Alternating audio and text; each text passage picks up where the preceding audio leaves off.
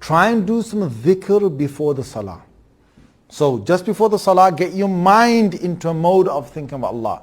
So for example, if you were just playing a computer game and you start reading a book or try to go to sleep straight away, you'll see the computer game in your mind. Yes or no, guys? When you're doing an activity, straight when you've been watching something or engaged with something so deeply, you get to the next activity, that thing will follow in your mind immediately. It won't stay there for good, but for the first few minutes it'll be in there. So what you've just done is you've just been in dunya. To go straight into the akhirah, the dunya will play in your mind. It's natural, it'll play in your mind. So have a little breaker. That's why we have the adhan before. See, the adhan's supposed to be a moment where everyone breaks off and cuts off from everything else. This is how traditionally it was. Traditionally in the Prophet ﷺ's time, when Bilal radiallahu anhu got onto the roof of the masjid, because there was no minaret at that time, he came onto the roof of the masjid. I mean, they made a separate place for him to climb up onto. Or when before that he gave it from outside of the masjid. When he said, Allahu Akbar, Allahu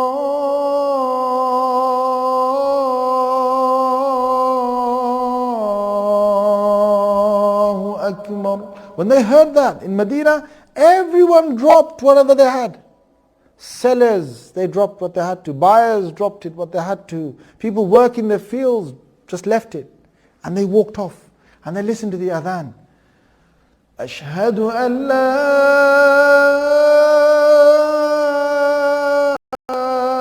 إله إلا الله.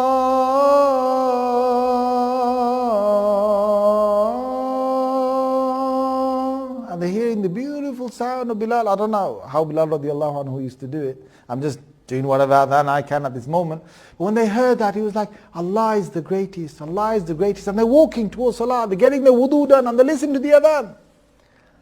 Allah is the greatest. And then Rasulullah sallallahu alayhi wasallam, he's been mentioned in Allah. Allah's mentioned first that we bear witness that Allah is the only God. We say, Ashhadu an la ilaha illallah. And then Rasulullah sallallahu alayhi wasallam mentions there, أشهد أن محمد رسول الله.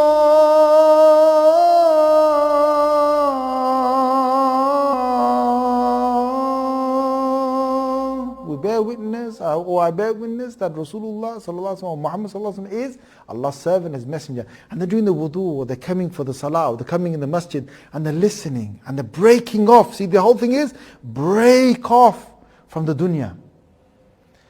حي على الصلاة.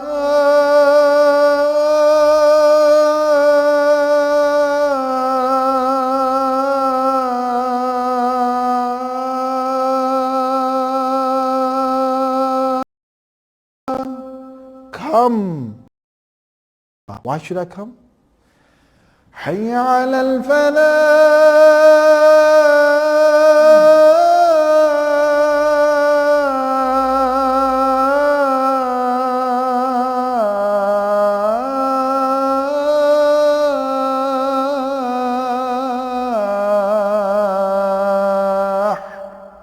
Come to your success. Come to success.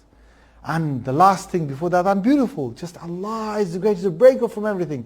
In between, it was about statement about Allah, statement of the Prophet ﷺ, statement about the Salah, three things. Allah is the greatest, Muhammad ﷺ we follow, he showed us how to pray Salah, we're going to do it, and at the end, who are we doing it for? Allahu Akbar, Allah.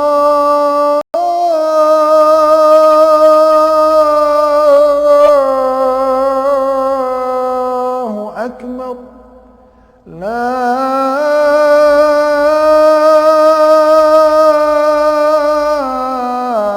إله إلا الله. It's only Allah. Now can you imagine the mind? If you listen to it, if you break up from the whole of the dunya, you're in a mindset of salah. Now you've broken off. Now what did the Muslims do in the early days when they came to the masjid? First they left all their work when the adhan was said, maybe 15 minutes, maybe 20 minutes before, whatever it was. They left everything. Then they did the wudu. Then they came to the masjid. They prayed this individual nafil salah. They prayed the sunan salah. Not like last minute, get inside there, missing the rakats, Allahu Akbar, trying to catch the imam in the ruku. No. Slowly, steadily they prayed and they sat down and they were in dhikr, in remembrance of Allah until the Imam appeared.